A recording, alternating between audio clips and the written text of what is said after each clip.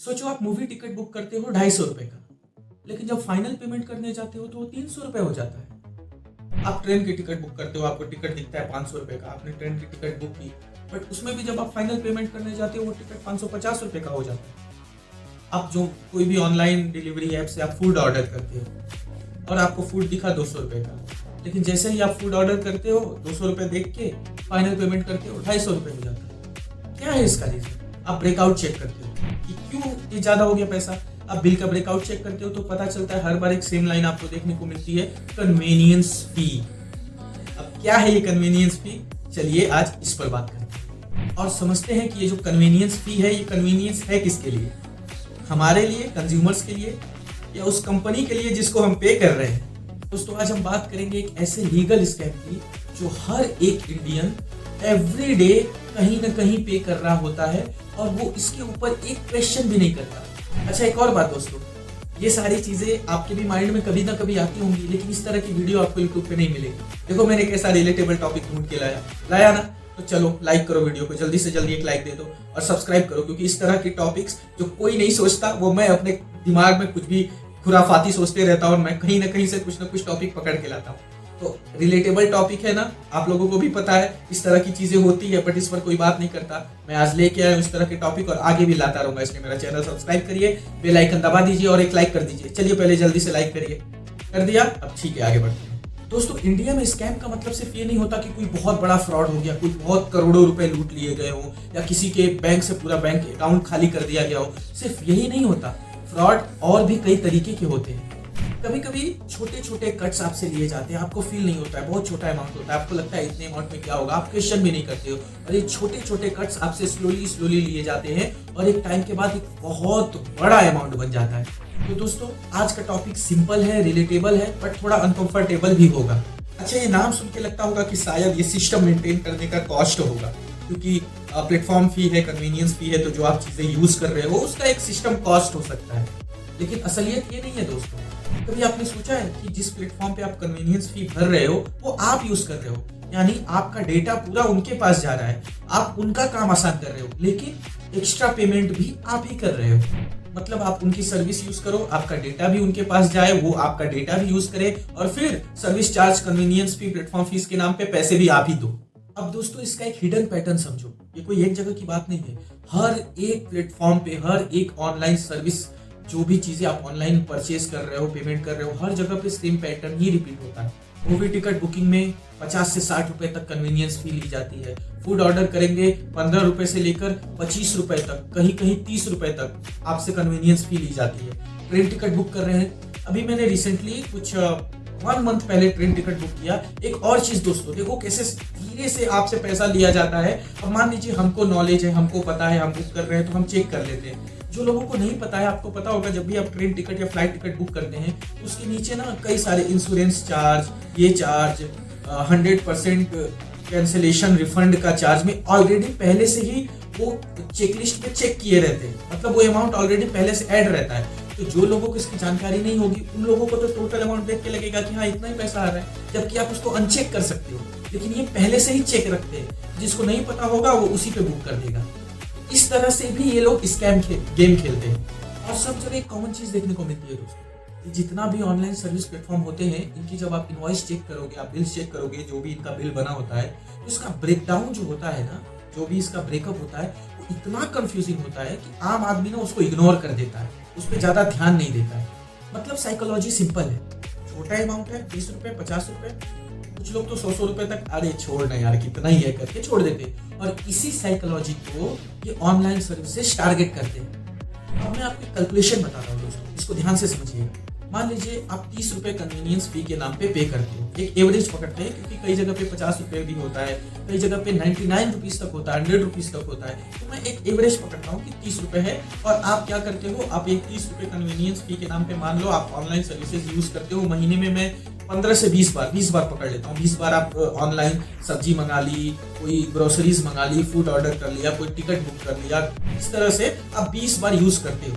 अगर आप 20 बार 30 रुपए देते हो, आप ध्यान से समझिए दोस्तों, 30 रुपए कन्वीनियंस फी के नाम पे मैं एक इंसान की बात कर रहा हूँ। अगर वो महीने के 20 बार देता है तो मंथ में 600 रुपए देता है, यानी साल का 7,200 रुपए इस भारत का, इस इंडिया का एक इंसान इन ऑनलाइन सर्विसेज को पे करता है। अगर एक इंसान 7,200 रुपए पे करता है तो कितनी पॉपुलेशन है इंडिया में? इससे आप अंदाजा लगा लो कि ये छोटा अमाउंट एक्चुअल में एक बहुत बड़ा स्कैम ही बन रहा है, और इतने लोगों का डेटा भी जा रहा है इन एप्स के पास, इन ऑनलाइन सर्विसेज के पास, और साथ साथ आप उसको पैसा भी पे कर रहे हो। कितनी सीरियस बात है ना? रिलेटेबल? लाइक करो, वापस बोल रहा हूं, लाइक करो, चैनल को सब्सक्राइब करो, बेल आइकन हिट करो। ऐसे टॉपिक्स में बहुत डीपली जाके सोच के लेके आते रहता हूं दोस्तों। फालतू का चैनल नहीं है, ग्रोइंग स्टेज में है, आपके सपोर्ट से ही ग्रो होगा। अब दोस्तों समझते हैं कि ये स्कैम काम कैसे करता है। सबसे पहली बात तो ये लीगल स्कैम है। लीगल बोले तो ये लीगल है, यहाँ पे इस तरह की चीजें नहीं समझ में आ रही है कि कोई बहुत बड़ा इलीगल कुछ हो रहा हो, इसलिए लीगल स्कैम में आ जाता है। स्कैम मैं बोल रहा हूँ बट ये लीगल है इंडिया में।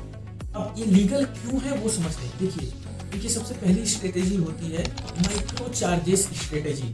इसका मतलब होता है, माइक्रो चार्जेस का मतलब कि आपसे इतनी छोटे अमाउंट में बात, मतलब आपके सामने इतने छोटे अमाउंट रखे जाएंगे कि आप उस अमाउंट को इग्नोर ही कर दोगे, उसमें कोई क्वेश्चन ही नहीं करोगे, ध्यान ही नहीं दोगे। 20 रुपए, 30 रुपए, 50 रुपए, उतना तो आज के डेट में हमारे मिडिल क्लास लोग तो ऐसा लगता है कि 20-30 रुपए, 50 रुपए से क्या ही हो सकता है, करके वो इग्नोर कर देते। लेकिन एक बात बताऊं, जिनके पास बहुत पैसा है ना, वो इन सारी चीजों पे ध्यान देते हैं दोस्तों। तो इन माइक्रो चार्जेस स्ट्रेटेजी के वजह से क्या होता है कि ज्यादा रेजिस्टेंस नहीं आता है, लोग सवाल खड़ा नहीं करते, इसलिए यहाँ पे ये चीजें बच जाती है। सेकेंड स्ट्रेटेजी इनकी क्या होती है, हैबिट लूप। अब ये हैबिट लूप क्या होता है इसको मैं थोड़ा आपको समझाता हूँ। आप देखिए, कोई भी आप ऐप यूज करते हो, जैसे कोई रिचार्ज करते हो, मोबाइल का रिचार्ज ऐप करते हो, कोई सब्सक्रिप्शन लिए होते हो, उसमें ऑटो पे का सिस्टम होता है। अब ऑटो पे का सिस्टम क्या होता है, जो लोग भी यूज करते हैं उनको पता होगा।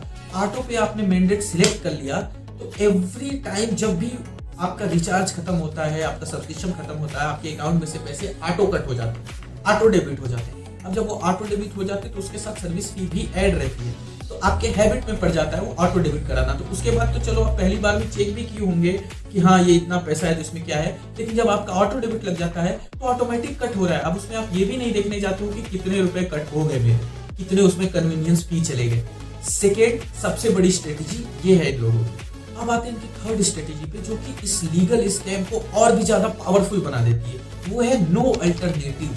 आप ऑफलाइन जाओगे, आपके पास टाइम नहीं है, आप सोचोगे ऑफलाइन जाऊंगा मेरा टाइम वेस्ट होगा, ये 10 मिनट में डिलीवरी मिल जा रही है, 20 मिनट में डिलीवरी मिल जा रही है, कुछ तो अभी 5 मिनट में भी डिलीवरी करने लगे, तो आपको लगेगा कि मेरा टाइम बच रहा है करके। आपके पास अल्टरनेटिव ज्यादा है नहीं, फिर वो आप ऑनलाइन पे स्विच हो जाते हो, क्योंकि ऑफलाइन में आप टाइम वेस्ट करना नहीं चाहते हो, और दूसरा कोई अल्टरनेटिव नहीं है कि आप घर से निकले और बगल में ही आपको जो चाहिए वो मिल रहा हो। बट वही आपको लगेगा कि ठीक है टाइम बच रहा है, ऑनलाइन कर रहा हूँ, मेरा कितना ही एक्स्ट्रा पैसा जाएगा, 20 रुपए 50 रुपए जाएगा, बट क्यों जाना है? आप जिसका ऐप यूज कर रहे हो, सर्विस यूज कर रहे हो, आप उसको अपना डेटा दे रहे हो, आपका डेटा बहुत ज्यादा इंपॉर्टेंट होता है। अब आते हैं सबसे बड़े ट्विस्ट पे दोस्तों। सबसे बड़ा ट्विस्ट ये है, सबसे शॉकिंग पार्ट ये है कि ये इलीगल नहीं है, ये ओपन में चार्ज हो रहा है। सबको पता है, मुझे भी पता है, सबको पता है। वो अलग बात है कि मैंने इसको सोच के आज वीडियो बना दी, वरना जानते तो सभी है, इस पर कोई बात नहीं कर रहा है, ये ओपन में चल रहा है, और जो कंपनीज हैं, जो लोग हैं, उसको जस्टिफाई भी कर रहे हैं। और मैं एक बात कहना चाहता हूं दोस्तों, लीगल होने का ये मतलब नहीं कि वो चीज फेयर है।